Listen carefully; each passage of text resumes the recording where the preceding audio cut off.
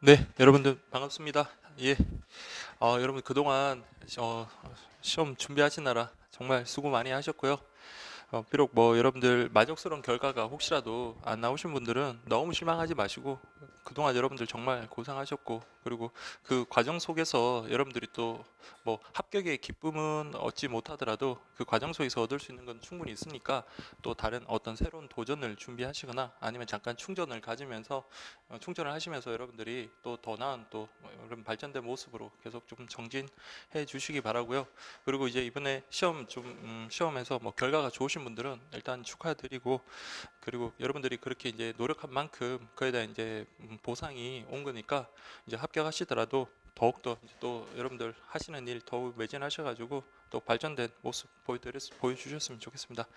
자, 어쨌든 이번 시험은 여러분들 그 지난번 시험하고 이제 간단하게 이제 총평을 좀 말씀드리자면 어쨌든 제가 한국사나 컴퓨터 일반 같은 경우는 제가 이제 알 수 있는 제가 아는 과목이 아니니까 좀 별도로 하고요. 저기 음, 우편 금융 상식 같은 경우는 분명히 지난 시험보다는 많이 쉬웠던 것 같습니다. 그래서 저도 2016년도 그리고 이번에 2018년도에 직접 이제 고사장에 가서 시험을 봤었는데 일단 분위기가 좀 많이 다른 것 같아요. 2016년도에는 시험 끝나고 난 이후에 저한테 이제 수업을 듣는 분들이 많이 일단 문제에 대한 답을 많이 질문을 하셨어요. 그래서 뭐 이게 몇 번이냐 아니면 이게 맞느냐 틀리냐 이런 식의 질문을 많이 하셨는데 이번에는 어떤 문제에 대한 즉 특정한 정답 특정한 문제에 대한 정답을 저에게 뭐 질문하시는 분은 거의 없었습니다.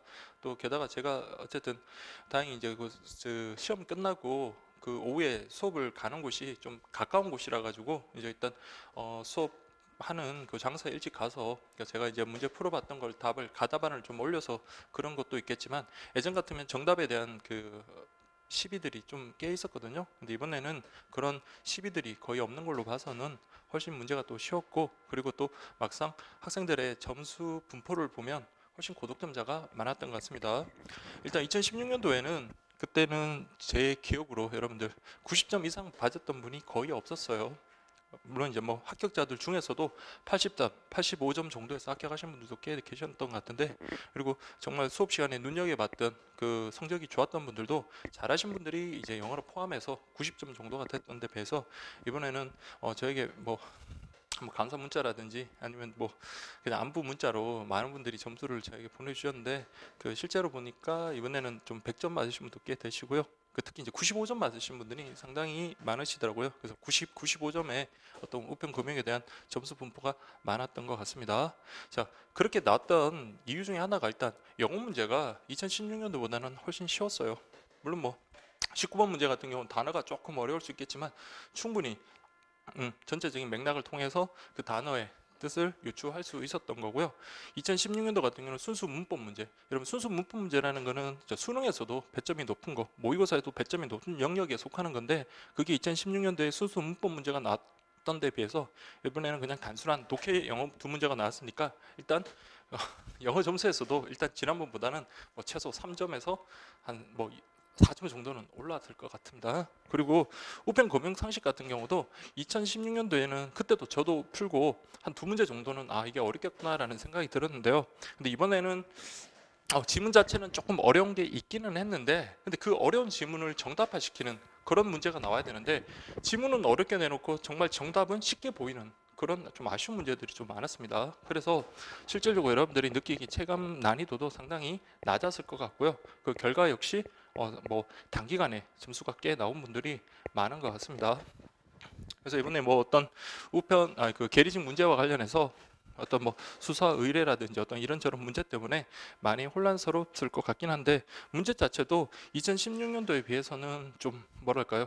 그 2014, 2016 계속 좀 뭐 만점 방지용이라고 할 수 있는 그런 케이스 문제들이 좀 생각 좀 하고 그리고 계산을 해야 되고 그리고 시간이 소요되는 그런 문제들이 있었는데 비해서 이번에는 그 문제 푸는데 그렇게 시간이 그렇게 소요되는 그런 문제들은 없었고요. 그리고 바로바로 정답이 나오는 그런 문제였기 때문에 훨씬 여러분들이 2016년도보다는 쉬웠던 게 분명한 것 같습니다.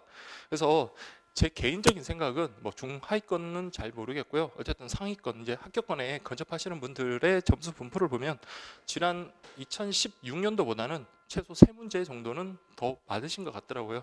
그때 제가 아까 말씀드렸지만 90점도 거의 없었거든요. 합격자들 그때도 보면 한 80점, 85점 정도 우편금융에서는 그렇게 점수를 받고도 합격을 하셨던 데 비해서 이번 같은 경우는 90점, 95점이 상당히 많으신 것 같습니다. 100점도 꽤 있으시고요. 그래서 지난번보다는 분명히 점수가 한 3문제 정도는 더 상승했지 않나. 그리고 영어 같은 경우도 그 문법 문제가 없어지면서 한 문제, 뭐 0.5점, 0.5문제 정도 더 상승했을 것 같고요. 어쨌든 뭐 난이도는 그렇게 보이시고요. 문제도 저랑 같이 이제 문제풀이를 한번 해보시겠는데, 문제도 여러분들이 보시면 아 그렇구나라고 하면서 금방 수긍이 될 만한 그런 질문들이라 가지고 뭐 문제풀이를 하더라도 여러분들이 뭐 그렇게 뭐 새로운 내용을 얻거나 그런 것보다도 그냥 여러분들이 다시 이제 준비를 하시는 분들이나 아니면 그 자신의 어떤 뭐 문제 그 풍고랑 한번 비교하시려고 이제 참조하시는 분들은 한번 참조하시면서 그렇게 한번 보셨으면 좋겠습니다. 자, 그러면 여러분들, 자, 우리 우편금융상식 문제풀이 시작하겠는데요. 자, 제가 그 시험 친 게 이제 비책형이라 가지고 저기 비책형 문제로 그렇게 하겠습니다. 그래서 어쨌든 여러분들 정답은 다 공개가 됐고 문제풀이 그 순서가 여러분들 H체킹하고 조금 다를 수는 있겠지만 그 문제 유형을 찾아가지고 해당되는 거 여러분들 확인하시면 될 것 같아요. 자, 1번 보겠습니다. 예금의 입금과 지급 업무에 대한 설명으로 옳지 않은 것은 이라고 되어 있네요. 자, 요거는 여러분들 2018년도에 새로 들어온 것으로서 꼭 좀 기억하라고 좀 강조드렸던 그런 내용입니다. 그래서 이번에 문제 출제 유형 자체가 보면 역시 새로 들어온 문제들이 많이 출제가 됐어요.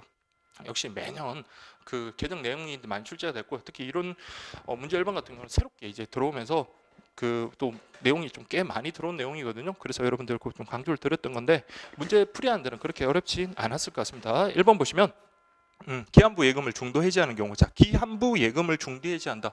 자, 기한이 정해진 것을 중도 해지한다. 그러면 이거는 그러니까 은행 쪽에서는 상당한 주의 의무를 가져야 되겠죠. 그렇죠? 주의 의무를 줘야 됩니다. 그래서 이때는 반드시 누구에게요? 본인의 의사를 확인해야 된다. 맞습니다.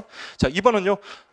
자, 원칙적으로는 금융기관이 자 우리 면책되려면 어떻게 돼요? 그렇죠? 그 예금의 진정한 예금주에게 지급했을 때 그때 면책되는 게 원칙이지만 근데 그렇게 돼버리면 금융기관이 매번 예금 지급 업무를 할 때마다 진정한 예금주인지 확인하고 그러면 시간이 너무 소요되잖아요. 그렇죠? 그래서 어떤 대량 신속의 어떤 거래를 위한 예금 지급 업무와 관련해서 꼭 진정한 예금주가 아니라도 저 우리 약관상의 어떤 그 요건들 있잖아요. 면책 요건을 다 준수를 한다면 금융기관에 대해서는 면책 규정을 두는 겁니다. 그건 예외예요. 그래서 이번 같이 진정한 예금주에게 변제한테 하나요 예금 채굴을 면하게 하는 것이 원칙이다. 맞는 질문입니다.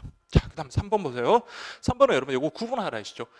금융기관에서 착오로 금융기관 직원이 잘못해서 잘못된 계좌에다 송금하는 경우는 있잖아요. 그러니까 잘못된 계좌에다 돈을 입금하는 경우에는 그때는 그 수취인의 동의 없이 그냥 돈을 인출해서 진정한 예금주에게 송금하면 되지만 지금 같은 경우는 송금인의 착오입니다. 그때는 여러분들 그 돈이 누구의 돈이 소유가 된다 했습니까? 그쪽 이때는 잘못된 계좌의 그 소유자 있잖아요. 그 예금주 그 사람에게 이 송금액에 대한 어떤 소유권이 취득됩니다. 그래서 소유권이 취득된 만큼 그 사람의 동의를 얻지 않고는 함부로 인출할 수 없고요. 다만 그 사람이 소유권은 취득하되 그것을 보유할 권한이 없기 때문에 그 돈을 함부로 소비하거나 그렇게 되면 뭐 횡령죄의 문제가 될 수도 있고요. 그다음 진정한 그 돈의 소유자가 그 이전 소유자가 있었잖아요. 잘못된 예금주 착오한 송금인이 그 돈에 대해서 부당이득 반환을 할 수는 있다라고 했습니다. 그래서 이거 좀 강조드렸던 내용인데 그래서 언제든지 수취인의 동의 없어도 아닙니다. 이때는 수취인의 동의를 얻어서만 송금액을 돌려받을 수 있다. 이렇게 돼야 되겠죠. 그래서 정답은 3번 되겠습니다. 그다음에 4번 여러분들 보시면 금융기관이 실제 받은 금액보다 과다한 금액으로 통장을 발행한 경우라고 됐습니다. 자, 이때 통장을 갖다가 이렇게 과다한 금액으로 발행했다 하더라도 자, 실제로 뭡니까? 지급받은 금액에 한해서만 뭐해요? 예금 계약이 성립하고 그리고 그 초과 금액에 대해서는 예금 계약이 성립하지 않는다라는 거. 그거 맞는 내용이죠. 자, 그 대신 이제 여기에서 통장 발행에 대해서 금융기관 직원이 잘못됐으니까 입증은 누가 한다고요? 금융기관 쪽에서 한다라고 그렇게 말씀을 드렸습니다. 그래서 정답은 3번 이렇게 가면 되고요. 그다음에 고지의무에 대한 설명을 옳은 것 그랬네요. 자, 키역번 보시면 고지의무 당사자는 이라고 되어 있습니다. 자, 고지의무의 당사자는 당연히 보험계약자는 포함이 되어야 되겠죠. 그래서 보험계약자 그리고 자 누구의 건강 상태가 중요한 거예요. 그죠? 피보험자가 중요하죠. 그래서 보험계약자 그리고 피보험자 그렇지만 보험 수익자는 고지 의무의 당사자는 아닙니다. 그래서 세 번째 거 이거 잘못됐고요. 이런 질문은 참 좋은 질문입니다. 자, 두 번째, 고지 의무는 청약 시뿐만 아니라 그렇죠, 부활 청약 시에도 이행을 해야 된다 그랬죠. 그래서 이거는 뭐 워낙 중요하게 많이 다뤘던 내용이니까 어렵지 않게 여러분들이 맞출 수 있었을 것 같고요. 그다음 D급본 보시면 보험자가 고지 의무 위반 사실을 안 날로부터 1개월 이상 지났을 때 보험 계약을 해지할 수 없다. 자, 우리 상법상에는요.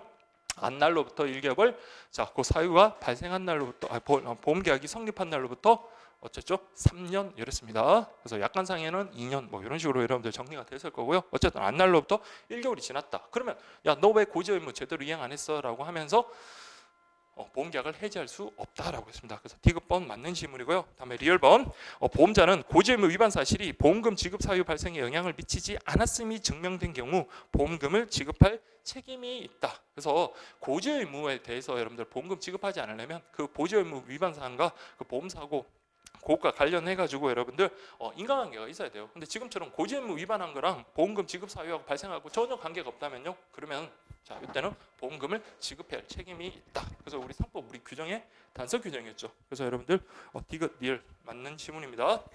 자, 그다음에 여러분들 그래서 정답은 4번이고요. 3번 보세요. 우체국 보험 상품에 대한 설명으로 옳은 것은 이라고 되어 있네요.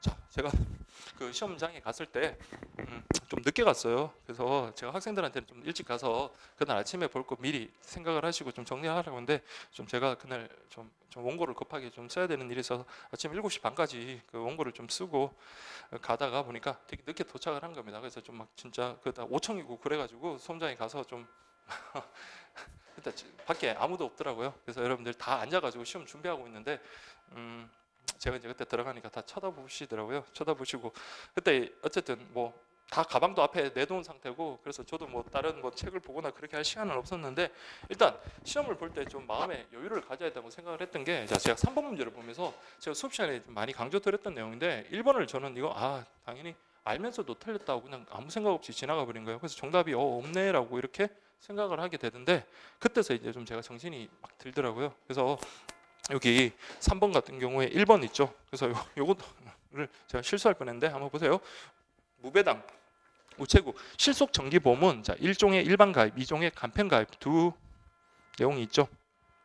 그래서 이거 간편 가입 같은 경우는 간편하게 가입할 수 있는 대신 보험료는 다소 비싸다라고 했습니다. 그렇지만 우리가 뭐 3개월 이내에 일반 가입으로 전환이 가능하다 이렇게 정리를 했었거든요.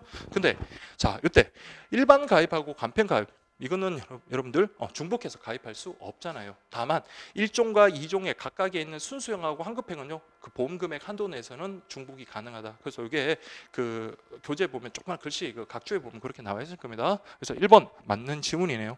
자, 그다음에 자, 2번 보시면 어깨동무 연금보험. 자, 제가 말씀드렸지만 연금보험 나오면 여러분 연금 개시 나이가 아주 중요하다 했습니다. 일반적인 연금 개시 나이는 55세고요. 다만 우체국 연금보험 같은 경우는 만 45세부터 그리고 어깨동무 연금보험 같은 경우는 만 20세부터라고 그렇게 말씀을 드렸습니다. 그래서 강조 드렸던 거기 때문에 이거는 뭐 15세부터라는 말 틀렸죠. 20세부터 연금 수급이 가능하다. 이렇게 됐고요. 다음 3번도 여러분들 이번에 새로 들어온 보험 상품인데 우체국 든든한 종신보험에 주계약 보험 가입 금액이 2천만 원 이상 가입할 경우 주계약뿐만 아니라 특약 보험료도 할인받을 수 있다라고 되네요. 그래서 이것도 조그만한 글씨에 보면 주계약 그러니까 고액 보험료에 대해서 할인고 관련해서 자 2천만 원 이상부터 여러분들 저기 지금 보시면 보험 금액에 대해서 보험료에 대해서 이렇게 할인을 해준다라고 그렇게 말씀을 드렸습니다. 그래서 보험 가입 금액 같은 경우는 2천만 원 이상 그 다음에 뭐 3천만 원 이내면 1%, 그다음에 2천만 원 이상 2천만 원 이상 3천만 원 미만이면 1%, 3천만 원 이상 4천만 원 미만이면 2%, 4천만 원인 경우엔 3%의 보험료 할인을 받을 수 있거든요. 그래서 이거는 틀린 내용입니다. 그래서 주계약에 한해서 주계약 보험료에 한해서만 그 할인 혜택을 받을 수 있고요. 그다음 특약 보험료에 대해서는 제외된다라고 그렇게 알아두시면 되고요. 근데 3번 같은 경우는 좀 이렇게 쉽게 보기 힘드셨을 수도 있을 거예요. 근데 좀 꼼꼼히 보신 분들은 찾을 수 있겠지만 근데 이런 걸 갖다 여러분들 정답으로 냈으면 좀 이렇게 변별력이 있었을 것 같은데 근데 실제로는 1번이 워낙 이제 쉽게 이제 나왔기 때문에 지문이 확실한 게 1번이 있어서 그 오답률은 그렇게 높지 않았던 것 같습니다. 다음 4번 보시면 여성 암보험. 자, 그래서 제가 특히 여성 암보험 같은 거 새롭게 들어온 거고요. 특히 유방암 금진 비용 요거는 꼭 기억을 하시라고 했습니다. 그래서 이건 2년마다 20만 원씩 그렇게 지급한다 이렇게 그래서 이게 시험 직전에 제가 마무리 뭐 특강할 때 이게 좀 많이 강조를 드렸던 건데 이거 나와가지고 상당히 기뻤습니다. 그래서 2년마다 20만 원 꼭 기억을 하셔야 돼요. 그래서 이게 10만 원이 아니라 20만 원 이렇게 가야 되겠고요. 그 다음에 문제 4번 보시면 우체국 해외 송금 서비스에 대한 설명으로 옳은 것은 이라고 되어 있는데, 그래서 요거는 스위프트, 유로지로, 그 다음 머니그램 이렇게 해가지고 요게 한 장의 표로 이렇게 딱 정리를 하시면 상당히 보기가 편해요. 그래서 이게 서로 어떤 각 제도들을 비교하고, 그다음 뭐 수수료라든지 송금 한도액이라든지 아니면 가능 국가, 그 다음에 뭐 각각 특징들 이런 것들 좀 비교를 하시면, 그렇게 공부를 하시면 좋겠다라고 생각이 들었는데, 역시 이번에 새로 들어온 내용인 만큼 그대로 출제가 됐습니다. 그래서 특히 근데 답 찾는 건 정말 쉬웠어요. 만약에 2번, 3번, 4번 중에 만약에 답이 있었다 그러면 실제로 이게 송금 한도액에 대해서 제대로 정리를 안 하신 분들은 틀릴 수도 있었어요. 저는 이제 수업 시간에 이걸 엄청 강조를 드려가지고 그 실제 이제 우리 그 실강하신 분들이랑 같이 연습을 많이 했었거든요. 근데 답이 너무 또 허망하게 나왔던 그런 게 아쉽기는 합니다. 그래서 그 문제라는 게 물론 쉽게 나오고 어렵게 나오면 그렇게 중요한 게 아니라 열심히 한 사람한테 좀 도움이 되는 방향으로 그렇게 문제가 출제됐으면 하는 좀 아쉬움이 좀 남았어요. 그래서 2번, 3번, 4번 같은 경우 그 송금 한도액과 관련해서 정말 뭐 복잡하게 이렇게 딱 써놓고 실제 1번 지문이 너무 쉽게 나와버리니까 이것도 역시 오답률은 높지 않았을 겁니다. 그래서 머니그램의 가장 큰 특징이 뭡니까? 그래서 계좌번호가 필요 없고요. 은행 계좌번호가 필요 없고, 그리고 다른 것은 송금되는 어떤 시간이 2, 3 영업일 정도라면 요거는 한 10분 정도면 충분한 게 그게 가장 큰 특징이었잖아요. 그래서 그 머니그램의 특징만 잘 알고 계신 분이면 답을 쉽게 찾을 수 있었습니다. 그래서 그 송금 한도액 그것과 관련해서 일단 스위프트 같은 경우, 그 다음에 유로지로 같은 경우 그렇게 구분하셔야 되는데, 유로지로의 타발하고요, 그 다음에 스위프트의 타발의 송금 한도액은 똑같다라고 했습니다. 그래서 요거는 거기 3번부터 볼게요. 스위프트와 유로지로 타발 송금은 자 1일 기준으로 미화 5만 달러다. 자 이거는 1일 기준으로, 자 타발은 더 많이 들어올 수 있다 했습니다. 그래서 1일 기준이고요. 당발은 자 우리 그 스위프트에서 당발은 연간 5만 달러 이하였다면 타발 같은 경우는 1일에 2만 달러 이하 이렇게 가야 돼요. 그래서 5만이 아니라 2만 달러 상당히 이하 이렇게 가야 되겠고요. 그 다음에 2번 보시면 유로지로 해외 송금의 당발 송금, 자 요것만 정확하게 좀 암기를 하시면 된다고 했습니다. 여기 조금 어렵다 그랬어요. 그래서 당발 송금의 한도는 건당 미화 5,000달러. 자 이때 당발은요 건당 3,000달러 그렇게 말씀을 드렸습니다. 그래서 2번은 3,000달러 이렇게 가야 되고요. 그다음 4번 보시면 스위트망을 통해서 해외 은행 계좌에 송금할 수 있는 한도는 건당 3,000달러 상당액 이하이고 외국인은 송금할 수 없다 이렇게 되어 있는데요. 자 아까 말씀드린 대로 스위프트 타발 같은 경우는 하루 기준 2만 달러, 그 다음에 당발은 연간 5만 달러입니다. 그래서 이거는 1인 기준 연간 5만 달러 이렇게 하네요. 이게 스위트망하고 유로지라고 섞어서 그렇게 문제를 냈네요. 그리고 외국인도 역시 송금할 수 있는 겁니다. 그래서 정답은 1번 이렇게 가면 되고요. 그다음 5번 보시면 그 보험계약의 어떤 법적 성질과 관련되는 건데 키워드들만 잘 기억하시면 어렵지 않게 푸셨을 거예요. 그래서 우연한 사고 발생, 자 이거는 사행성입니다. 그래서 사행계약. 그래서 우리 2번, 4번 이렇게 맞고요. 그 다음에 니은번 보시면 보험자는 보험료를 모두 납부했습니다. 그럼 보험료를 납부했음에도 불구하고 여전히 뭡니까? 보험자에 대한 통지 의무들이 계속 진다라는 것은 이것은 계속 계약적인 성질이 있는 거죠. 그래서 어떤 일회성 급부의 어떤 성질로서 띄는 게 아니라 이건 계속 계약적 성질을 띈다 이렇게 보시면 되고요. 그다음 기술성, 단체성으로 계약 내용이 정형성이 요구된다. 자, 정형성이라는 건 뭡니까?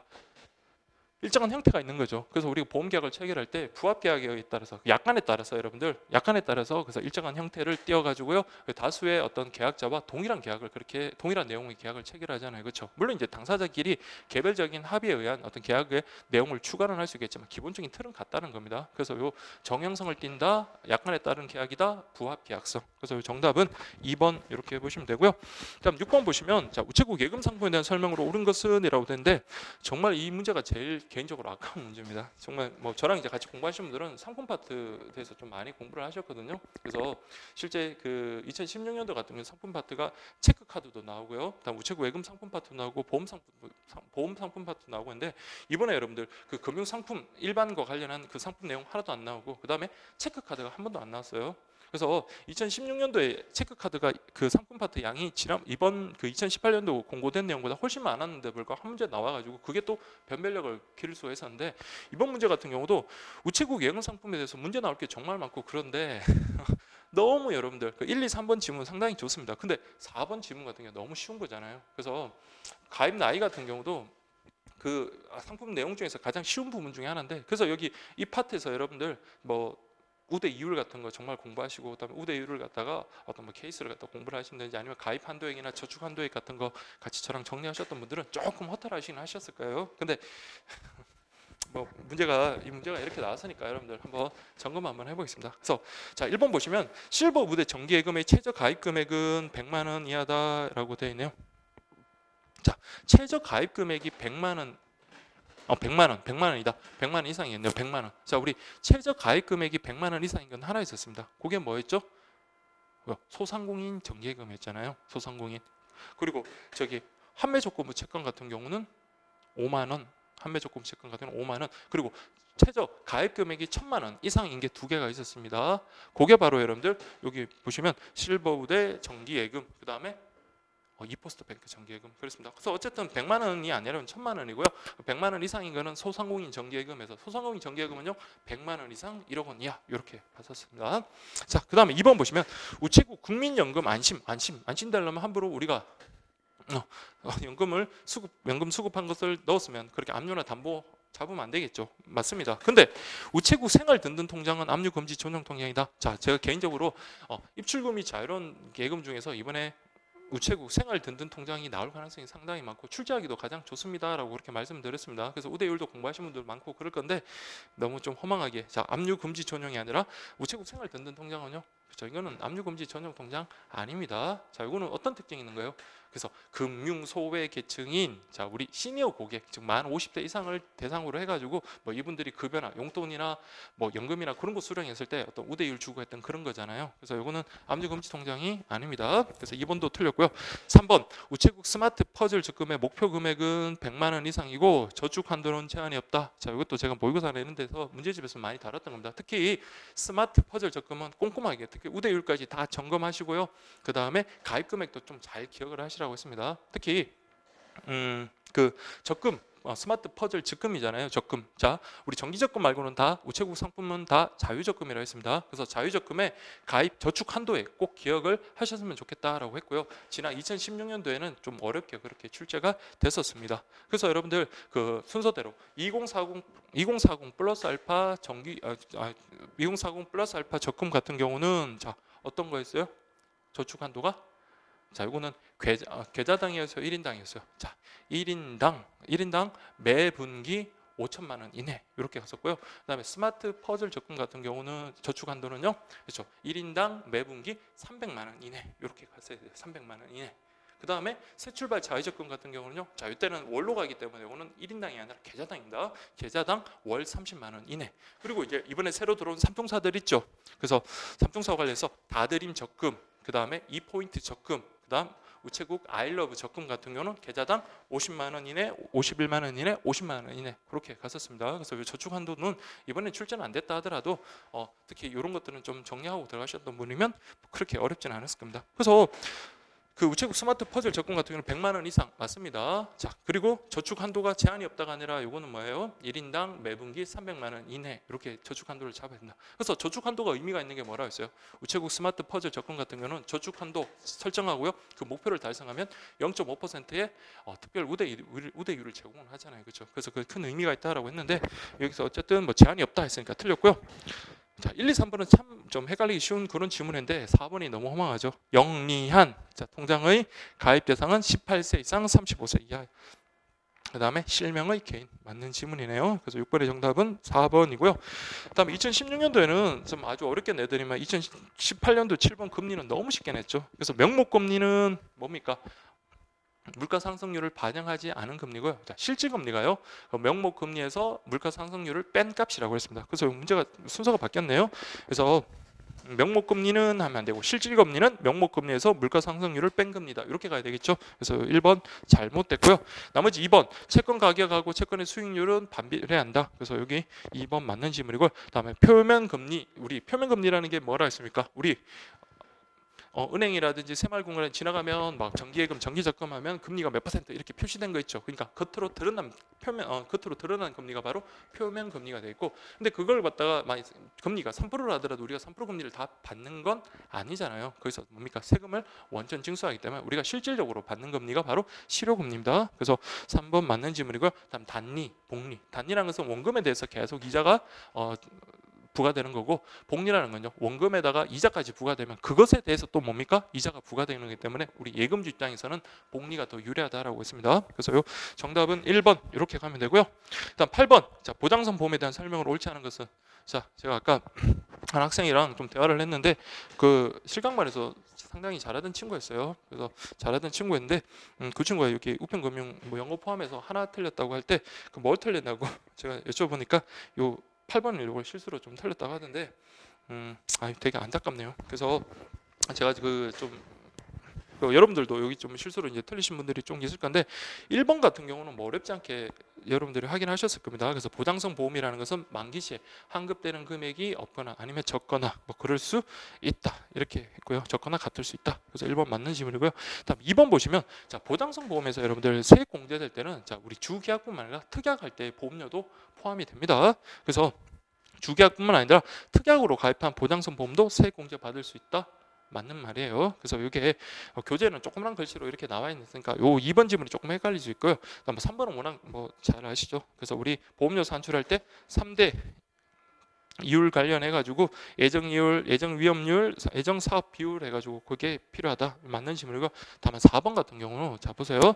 근로소득자와 사업소득자는 연간 납입보험료의 일정액을 세공제 받을 수 있다. 자, 보장성 보험이기 때문에 납입보험료 100만 원 한도로 12%를 받을 수 있다라고 했고요. 자, 우리 그 기본공제 대상자는 누굽니까? 근로소득자고. 그 외에 근로소득자와 일정한 관계에 있는 뭐 배우자라든지 뭐 직계 존속이라든지 직계 비속 뭐 이런 분들인데, 다만 그 사람들은 수입이 연간 100만 원 이하로서 수입이 없는 사람이었죠. 그래서 이건 근로소득자의 하나고요. 사업소득자 같은 경우는 보장성 보험에서는 세액공제를 받을 수 없고 연금저축보험료에 대해서는 세액공제를 받을 수 있다라고 그렇게 정리를 하셨어야 했는데, 자, 그렇게 됐는지 모르겠습니다. 그래서 제가 막판에 좀 요걸 강조를 드렸는데 요걸 갖다가 좀 실수를 하고 그렇게 좀 아쉬워하시더라고요. 그래서 어쨌든 여러분들 8번의 정답은 4번 이렇게 가면 되겠습니다. 자, 그 다음에 9번은, 자, 여러분들 이번에 그 우편금융상식 문제집에 들어왔는 문제인지 모르겠는데, 제가 처음에 이제 이거 냈을 때는 그 문제를 갖다 워낙 많이 내보려고 이런 유형 저런 유형도 많이 내봤습니다. 그래서 제가 보험상품 강조 말씀드릴 때, 보험상품 공부할 때 여러분 가장 기본이 되는 거는 상품의 이름하고 그 상품의 특징들을 갖다가 매치시키는 거, 그게 가장 중요합니다라고 그렇게 말씀을 드렸습니다.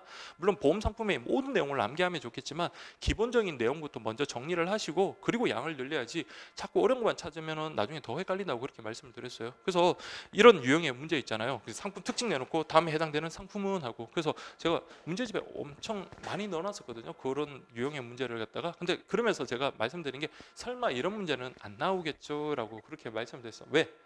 이건 그렇게 어렵진 않거든요. 그 특징 하나만 알아도 여러분들 답을 맞출 수 있으니까요. 근데 9번, 요것도 또 95점 맞으신 분 중에 한 분이 요걸 갖다가 순간 큰 병 큰 보장 보험하고 건강 클리닉 보험이 좀 헷갈렸습니다라고 그렇게 말씀했는데, 자, 여러분들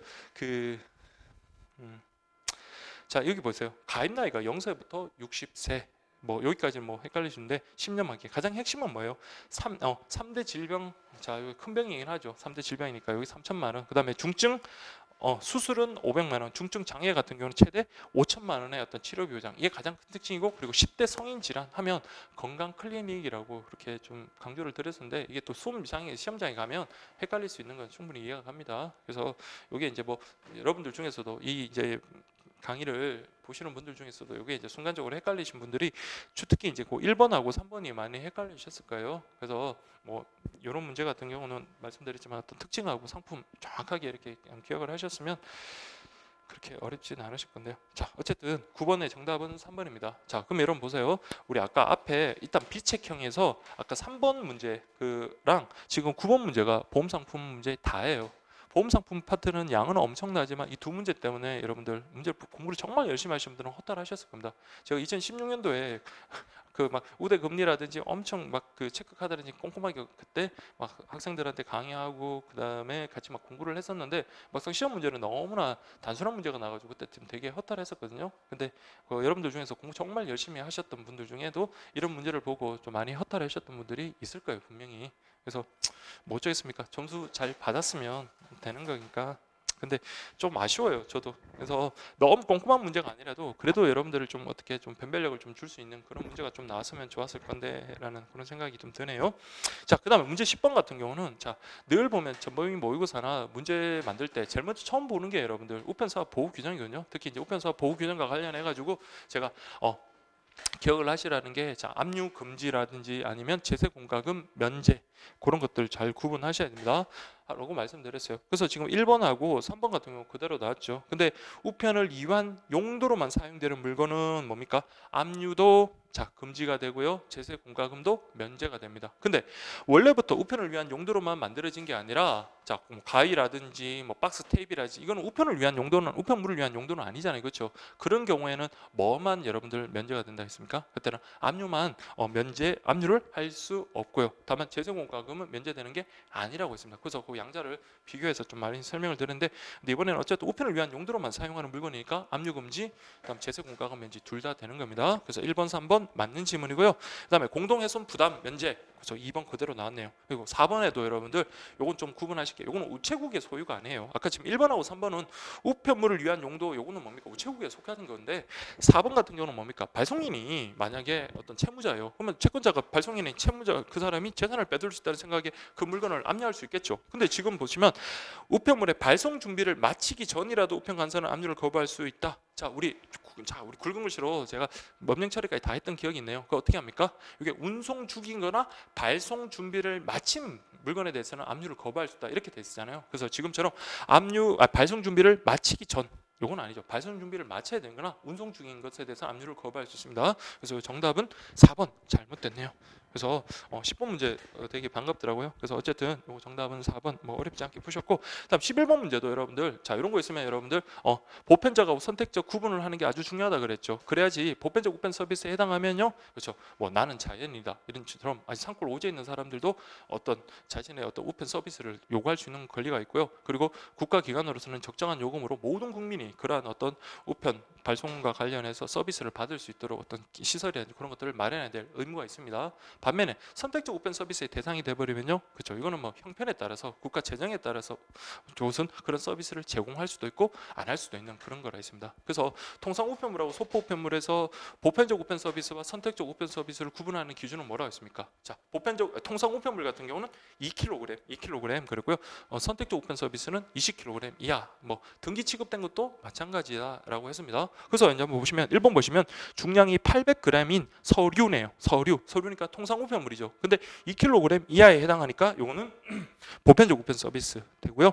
다음 2번 보시면 중량이 25kg. 자, 이거는 20kg를 초과해 버리죠. 그리고 쌀자루니까요. 이거는 소포 우편물입니다. 그래서 이거는 선택적 우편 서비스 대상. 2번이 정답이네요. 그렇죠. 3번은요. 중량이 20g인 서신이라 했네요. 자, 서신 그 내용 증명 등기 취급한 거죠. 그러니까 이건 20g이니까 2kg 이하네요. 그래서 이거는 요거는 보편적 우편 서비스 대상 맞습니다.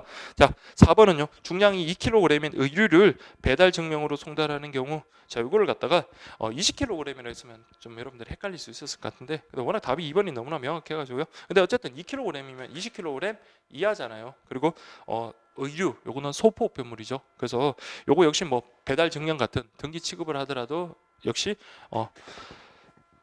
보통 그 보편적 우편 서비스의 대상이 되는 게 맞습니다. 그래서 정답은 2번 이렇게 가면 되고요. 그다음 12번 자 내용 증명. 자 내용 증명이 한 번쯤 좀 나왔으면 좋겠다라고 생각을 했는데 이번에 나왔네요. 그래서 1번 보시면 자 내용 문서 같은 경우는 원본과 득면 모두 양면으로 작성할 수 있다. 자, 제가 굵은 글씨로 음행 처리해드렸고요. 그 다음에 요 문제와 관련해서는 뭐 그렇게 좀 기억을 하시면 된다 했습니다. 자, 양면으로 작성할 수 있지만 요금은 어떻게 된다 했습니까? 각각 양면으로 다 그 부과됩니다. 그래서 뭐 요금과 관련해서는 예전에 공부에서 나왔는데 이번에는 좀 빠졌던 것 같은데 어쨌든 요 1번 문장 그대로 나왔습니다. 그래서 양면으로 작성할 수 있다. 원본 등본 맞습니다. 근데 2번 보시면 자, 내용 증명관에서 가장 중요한 게 뭐라 했어요? 내용 정면에 있는 것은 발송일의 일방적인 주장에 불과합니다. 근데 수취인이 그것을 뭐 이의를 제기하지 않거나 하면 나중에 소송 갔을 때 유력한 증거 자료는 될 수 있을지언정 자, 일방으로 주장한 것이 바로 법적인 효력이 있으면 이거는 여러분들 재판 청구권 침해하게 되는 겁니다. 그래서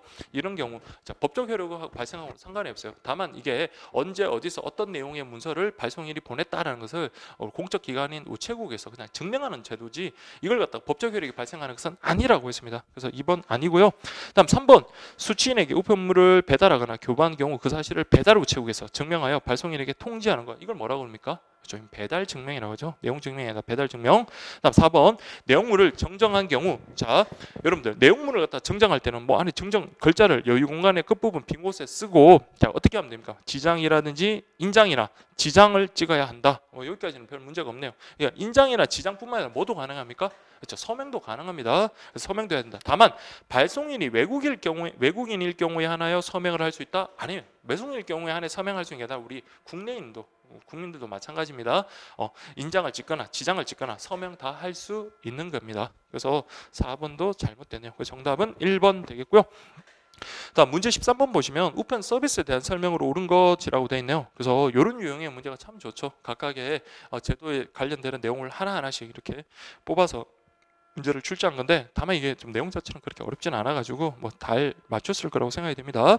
기억본 보시면 인터넷 우표 같은 경우는 자 인터넷 우표는 반드시 그렇죠 수취인의 주소가 있어야 한다. 그래서 제가 모의고사에 참 말이 됐던 게 인터넷 우표 같은 경우는 수취인과 발송인이 공동으로 신청해야 된다 이런 식으로 해서 틀린 걸 많이 했거든요. 그래서 이거는 공동 신청할 필요는 없고 다만 발송인이 신청할 때 수취인의 주소도 같이 이렇게 등록을 해야 된다라는 거 있어야 된다. 그 부분을 좀 잘 강조를 드렸습니다. 그래서 1번 맞는 지문이고요. 다음 2번도 여러분들 많이 연습했죠. 민원 우편 같은 경우는 자 누가 고시하는 그렇죠 우정사본부장이 고시하는 서류에 한해서 이길 특급으로 보내는 거다라고 그렇게 말씀을 드렸습니다. 그래서 2번도 맞고요. 근데 D급본 보시면 우체국 추가 카드는 배달 증명, 내용 증명, 상품권 동봉 서비스, 예약 배달 서비스에 취급이 가능하다라고 했는데 자 추가 카드 할 때 요걸 갖다가 따로 외우시지 않으더라도 충분히 알 수 있는 내용이라고 했습니다. 자 우리 우체국 추가 카드 같은 경우는요. 자 제가 만약에 중요한 지인에게 어떤 추가 카드를 보냈으면 그 추가 카드가 제대로 도착했는지 확인할 필요가 있겠죠. 그러면 필요한 게 배달 증명입니다. 그 다음에 정말 급합니다. 오늘 만약에 그 뭐까지 가야 되는 중요한 내용이다. 급한 내용이다. 그러면요 당일 특급도 가능해야 되겠죠. 그 다음에 이게 앞으로 축하할 일이 시간이 좀 남았을 때는 뭡니까? 잊어먹지 않기 위해서 미리 예약 배달 서비스도 가능해야 되겠죠. 그래서 예약 배달. 그 다음에 그냥 단순히 축하 카드만 보내기보다는요, 그렇죠. 안에 내용물이 있는 게 좋겠죠. 그래서 어떤 상품권을 동봉할 수 있는 그런 서비스 있으면 좋겠다. 이렇게 말씀을 드렸거든요. 그래서 이런 것들은 됩니다. 근데 뜬금없이 뭐예요? 내용 증명. 내용 증명이 아니라 당일 특급 이렇게 돼야 되겠죠. 그래서 D급번은 X급. 그 다음에 리얼번. 요거는 실제로 여러분들 그 우체국에서 팩스를 복사를 좀 해보실 분 알립니다. 자 이건 뭐 무료 하면은 여러분들 우체국 재정이 남아나지는 않겠죠. 그래서 보시면 팩스는 500원, 추가당 한 매당 200원, 복사비는 무료다. 복사는 여러분들 제가 복사를 직접 해보지는 않았지만 복사는 일반적으로 여러분들 제가 문구점이나 이런 데서 해보면 50원 받더라고요. 50원 아니면 어떤 데는 좀 100원 이렇게 받던데 요거는 50원 이렇게 돼야 되겠죠. 복사비는 무료다? 아닙니다. 그래서 정답은 옳은 것 기억 니언에서 1번 되겠고요. 그 다음에 14번 보시면 국내 우편 요금 제도에 대한 설명을 옳은 것은 이라고 되어 있습니다. 1번 요금 별납은 자 여기 요금 별납 뭐 등등등 이렇게 각각이 나와 있네요. 그래서 뭐 이런 것들 뭐 어렵지 않게 여러분 정답을 찾으실 것 같은데 자 요금 별납 같은 경우는 뭡니까?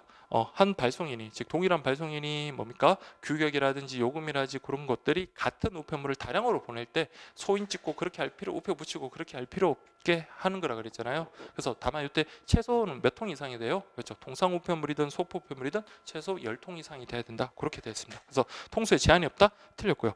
다음 2번은 여러분들 요게 여러분들 조금 힘드실 수 있겠는데 요거는 제가 그 전모임 모의고사에 한번 낸 적이 있는데 요거 한번 보세요. 우편 요금 체납 금액은 국세징수법에 따른 체납 처분의 예에 따라서 징수하되 연체료는 가산하지 않는다 이렇게 돼 있네요.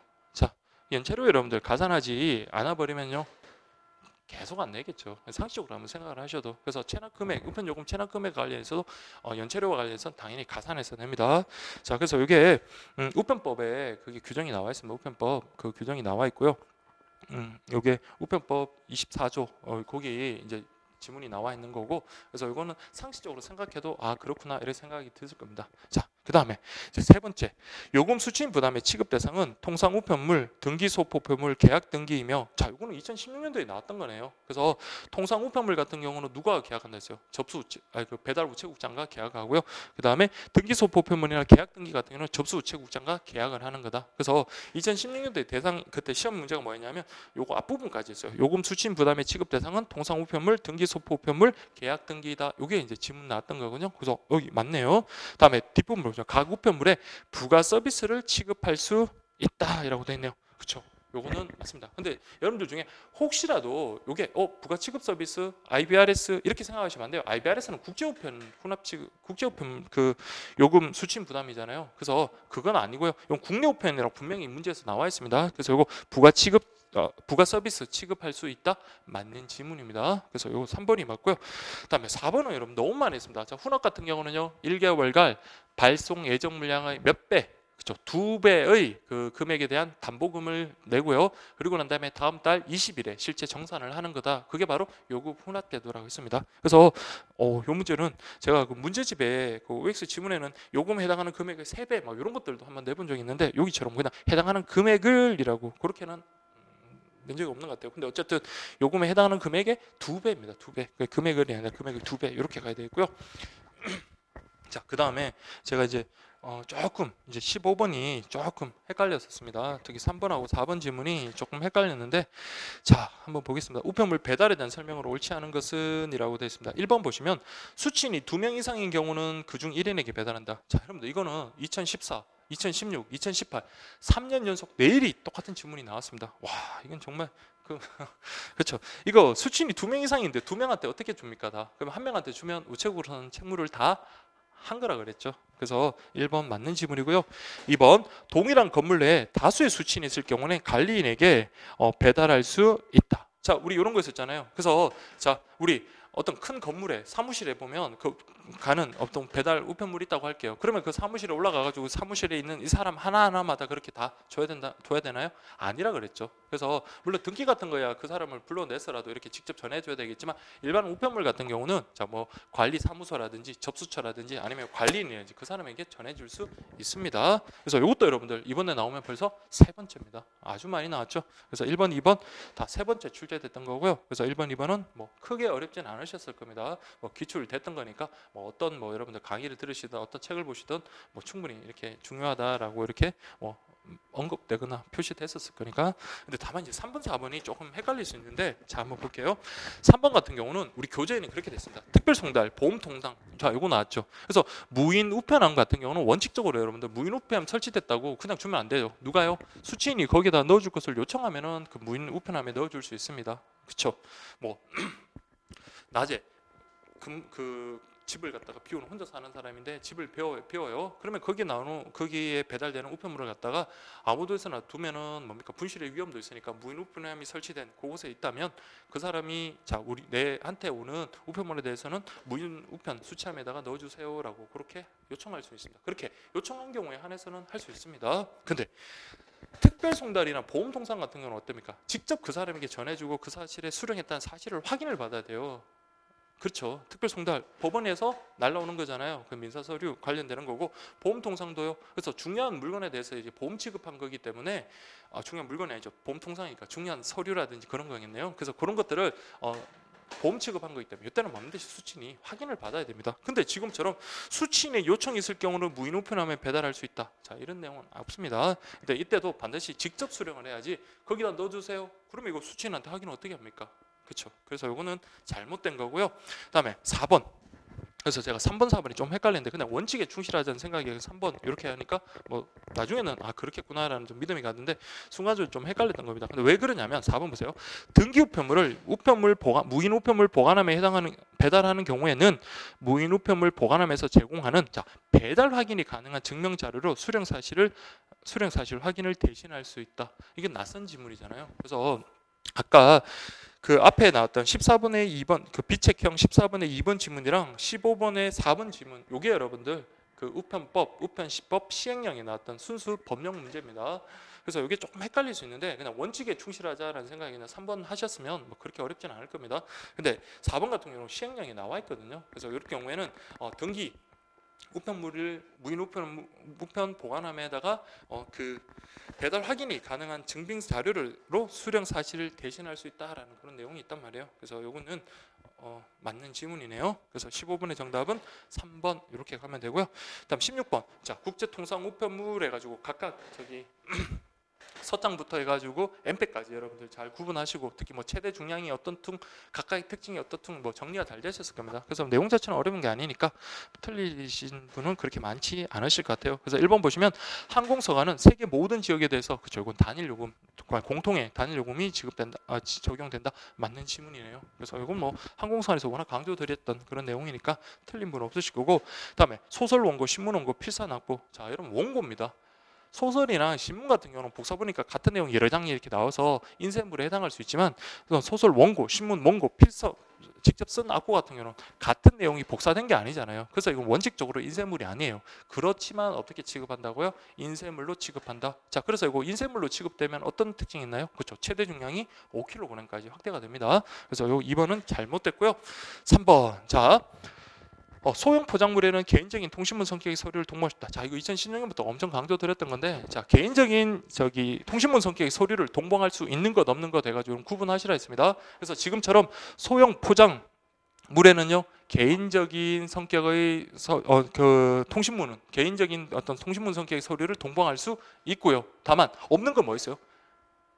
그렇죠. 시각장애인용 점자 우편물하고 시각장애인용 점자 우편물하고 소포 우편물에는 그렇게 동봉할 수 없다라고 그렇게 돼 있잖아요. 그래서 그걸 갖다 구분하셔야 돼요. 그래서 소형 포장물에는 동봉이 가능하지만 소포 우편물과 시각장애인용 점자 우편물에는 개인 통신적 성격의 어떤 서류를 동봉할 수가 없다라고 했습니다. 근데 지금은 소형 포장물이니까 개인적인 통신문 성격의 서류를 동봉할 수 있다. 이렇게 가야 되겠죠. 그래서 3번도 틀렸고요. 그다음 시각장애인 점자 우편물은요 모든 요금이 면제되는 게 아니라 뭐 빼고 그렇죠. 항공요금을 제외한 모든 요금이 면제됩니다. 그래서 만약 이 사람이 아니라 시각장애인 점자 우편물을 막 선편으로 보냈다면 그때는 모든 요금이 면제되겠죠. 그렇죠. 근데 어쨌든 항공요금을 제외한 모든 요금이 면제된다. 이렇게 가야 됩니다. 그래서 항공 부가요금을 포함이라고 하면 되겠죠. 그래서 정답은 1번이고요. 그 다음에 17번. 제가 이번에 그 어려운 문제보다도 제가 엄청 좀 많이 강조드렸던 거, 그리고 좀 수업 시간에 많이 그 좀 죄송한 부분이 없지 않아 있긴 한데 그 수업 시간에 이제 좀 여유가 있는 그런 수업에서는 좀 제가 좀 자세히 다루는 부분이 있거든요. 그래서 특히 이제 많이 강조드렸던 게 시험에 많이 나왔었습니다. 그리고 특히 이제 탁 찍어서 나왔다는 그 지문들도 참 많이 나와가지고 반갑기는 했는데, 근데 뭐 이거는 뭐 수업이랑 관계없이도 여러분들이 중요하다고 좀 많이 제가 언급을 해드린 거거든요. 그래서 특히 그 17번 같은 경우 K-패킷 있죠. K-패킷. 여기 이제 2016년도에 들어와가지고 2016년도에 출제가 안 됐습니다. 그래서 이제는 2018년도에는 한번 출제가 될 것 같으니까 요거를 갖다가 단순하게 공부하시지 마시고 전체 내용을 갖다 정리한 걸 스스로 이렇게 말할 수 있을 정도로 여러분들 할 수 있으면 충분히 그 뭐 문제 틀리진 않을 거고, 그리고 2018년도에는 이제 K-패킷 같은 경우에 레귤러하고 라이트가 새로 내용이 추가가 됐거든요. 그래서 요거 같이 묶어가지고 좀 확인을 했으면 좋겠다라고 이렇게 말씀드렸는데, 그 이번에 우편 그 문제집에는 제가 원래 처음에 보냈던 원고에는 그게 들어왔었는데 그 문제집에 그게 좀 빠졌어요. 그래서 그게 좀 아쉬웠는데, 근데 이제 제가 따로 이제 수업을 할 보충 수업 자료에서는 그런 것들 좀 많이 다뤄가지고 뭐 그렇게 어렵지는 않았을 겁니다. 그래서 기업본 같은 경우 특히 자 이거 K-패킷 같은 경우는요 월 최소 물량이 제한이 없습니다. 그래서 이거는 있다. 이게 틀렸고요. 다음 2번 요금은 EMS보단 저렴해야 되겠죠. 그리고 이용 실적에 따른 요금 감액 제도가 있다. 그래서 이거 월 이용 금액에 따라서요 뭐 5%에서 15% 정도의 어떤 감액 가능합니다. 그래서 니은번 맞고요. 디귿번 요건 개념은 정확하게 알아야 했죠. 그래서 특히 K-패킷 같은 경우는 자 해외로 발송하는 2kg 이하의, 그러니까 이건 대형 물품은 아닙니다. 그래서 소형 물품, 그리고 뭘로 접수한다고요? 20핑으로 접수한다라고 했습니다. 그래서 20핑으로 접수하는 전자상거래 전용 국제우편 서비스다. 뭐 END가 너무나 확실하니까 뭐 정답 맞춘 데 어려움이 없을 거고요. 그 다음에 1회 배달률의 성공률을 높이기 위해서 서명 없이 배달할 수 있는 거는 K100길 레귤러가 아니라 K100길 라이트입니다. 라이트. 그래서 L로 가야 되겠죠. R이 아니라. 그래서 정답은 3번 이렇게 가면 되고요. 자, 그 다음 마지막 문제 볼게요. 자, 이 문제 보니까 너무 반갑습니다. 제가 IBRS, EMS는 쪽 좀 한번 나왔으면 좋겠다 이런 생각을 들었었거든요. 그래서 이번에 나왔는데 문제는 또 너무 쉽게 나왔죠. 그래서 제가 수업 중간에 통닭 한 마리 10,000원이라고 막 그렇게 농담삼아 말씀드렸는데 그렇죠. 그래서 IBRS하고 IBRS, EMS 같은 경우는 뭐 다른 내용도 다른 내용이지만 어쨌든 그 내용 그 전체적인 내용을 갖다가 쭉 정리된 거. 그래서 제가 문제 해설마다 그 다 일부러 그렇게 계속 언급을 하고 늘 했던 이유가 요거는 꼭 한번 정리를 했었으면 좋겠다 그렇게 말씀드렸거든요. 특히 IBRS 같은 경우는 뭐 인쇄물이라든지 엽서에 한해서만 가능하고 뭐 요금이 1,100원, 500원 뭐 그런 것들 그렇게 했던 기억이 있는데 지금은 IBRS가 아니라 IBRS EMS입니다. 그래서 해외 반품 서비스잖아요. 그래서 그것과 관련되는 내용 확인하시면 되겠습니다. 그래서 1번 보시면 수치인 그렇죠. 이건 IBRS가 들어갔잖아요. 그래서 IBRS EMS니까 요거는 뭐예요? 요금 수취인 제도를 갖다가 활용해 가지고 EMS로 수취인 그 반품 서비스 하는 겁니다. 그래서 요금 수취인이 요금을 부담하는 제도 맞고요. 그다음에 EMS가 들어가면 모든 우체국이 대상이 된다 했습니다. 그래서 모든 우체국에서 취급하고 맞죠? 근데 통당 요금은 5,000원. 자, 통닭 한 마리 5,000원이면 이건 뭐 80년대, 70년대 나누고요. 통닭 하면 지금은 10,000원도 아니겠지만 그래도 보자 통당 10,000원 이렇게 좀 외우자 했습니다. 그래서 통당 10,000원 이렇게 돼야 되겠네요. 그다음에 3번 접수 중량은 최대 1kg. 자, 요게 제가 이번에 엄청 밀었던 그 지문이거든요. 그래서 그 IBRS, EMS 같은 경우는 최대 중량이 저기 2kg. IBRS 같은 경우는 최대 중량이 몇 g였어요? 50g였습니다. 인쇄물하고 봉투에 하나이기 때문에 인쇄물하고 엽서에 하나이기 때문에 근데 IBRS, EMS는 소형 물건을 반품하는 서비스이기 때문에 요거는 2kg이다. 그렇지, 2kg 맞고요. 그다음에 지금 가능한 국가는요 한 나라밖에 없죠. 그래서 일본 이렇게 보시면 되겠습니다. 4번 국내 소비자가 해외 인터넷 쇼핑몰에서 구매한 상품을 반품할 때 이용하는 국제우편 상품이다. 그래서 요거는 요게 약간 논란이 될 수 있겠지만 요거는 여러분 반대로 생각해도 맞는 말이죠. 외국에서 구매한 소비자가 우리나라에 반품 서비스를 살 때도 되고요. 또 우리나라에서 구매한 국내 소비자가 외국 물품을 외국에서 구매한 다음에 반품 처리할 때도 그때도 해당되겠죠. 근데 워낙 여러분 2번이 분명히 해가지고 여러분 뭐 정답 맞추시는 데는 어려움이 없었을 겁니다. 그래서 요 18번의 정답은 2번이고요. 여기까지가 우편 검역 상식 그 문제 내용입니다. 그래서 막상 여러분들 같이 이제 풀어보 해보면 자, 어떤 생각이 들겠습니까? 아 그렇구나 이렇게 하면서 필수가 있었다라는 생각이 많이 드실 거예요. 그래서 제가 이제 시험장에 가는 이유도 다른 게 있는 게 아니라 실제 이제 여러분들도 그런 경험을 많이 하셨을 겁니다. 물론 제가 뭐 전과목을 다 치는 건 아니겠지만 그 짧은 시간 내에 긴장된 상황에서 문제를 보면 그게 보이던 문제가 보일 수 있고 잘 보이던 문제가 잘 안 보일 수도 있고요. 그 다음에 실제로 이제 그 시험장에서 이제 푸는 그 체감 그걸 갖다 한번 좀 느껴보려고 그 지난 2016년부터 지금 계속 그렇게 했는데 다행히 뭐 아직까지는 제가 좀 어려움 없이 좀 잘 문제를 풀었던 것 같고요. 그 다음에 스스로도 이제 실력이 조금 점점 좋아지는구나라는 생각이 많이 들어요. 그래서 이번에 그 되게 좀 바쁜 일이 있어가지고 계속 밤샘 작업을 하고 아침까지 겨우 뭐 어쨌든 뭐 문제 그 원고 작성을 하고 그 시험장에 가면서도 되게 설렜던 것 중에 하나가 이번에 어떤 문제가 나와도 좀 풀 수 있다는 자신감이 저는 좀 생기더라고요. 그래서 뭐 바쁜 와중에도 계속 이제 강의도 하면서 문제도 만들고 그렇게 하다 보니까 또 문제가 궁금하기도 하고 그래서 좀 설레는 마음이 좀 들긴 했었는데 근데 좀 이왕에 좀 가서 일찍 가서 다른 분들 수험 공부 어떻게 하는지 그런 것도 좀 확인하고 아침에 뭐 어떻게 하시는지 그런 것도 좀 확인하고 했으면 좋겠는데 그렇게는 좀 이번에 못한 게 좀 아쉽기는 하고요. 아무튼 뭐 저랑 같이 저 믿고 뭐 다 믿으신 건 아니겠죠. 저 믿고 같이 이제 따라오신 분들 이번에 좀 좋은 결과가 있어가지고 저도 이제 개인적으로 보람도 느끼고 참 기쁩니다. 그리고 자 뭐 개인적인 생각은 자 제가 어떤 일에 대해 뜻을 갖다가 품었다면 가장 중요한 거는 그 일에 대해서 자신감하고 그게 따른 성실함, 노력이죠. 그게 가장 중요하고요. 그리고 어떤 결과가 나오더라도 굴하지 않고 그것을 딛고 일어서는 힘이 가장 중요한 것 같습니다. 여러분들 좀 돌이켜 보군요.